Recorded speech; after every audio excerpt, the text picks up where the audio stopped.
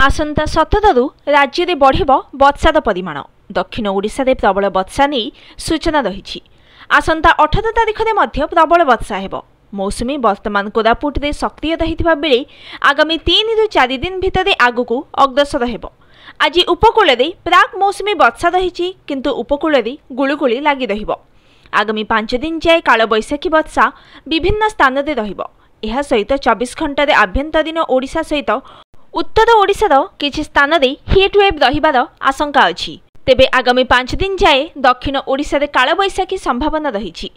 मयूरभंज, केन्दुझर, सुंदरगढ़, झारसुगुड़ा, संबलपुर को heat wave warning जारी कर आरंभ हो जाइछि रज। सजबाज पई गाँठू सहर सबुठी उत्साह।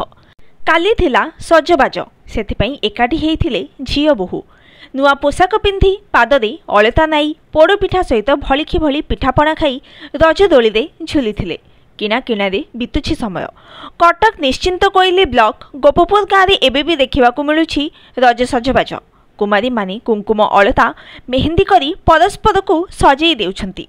रज 3 दिन दोली खेले सांग को नाच गीतर आसर जमिब। Bureau report, news today.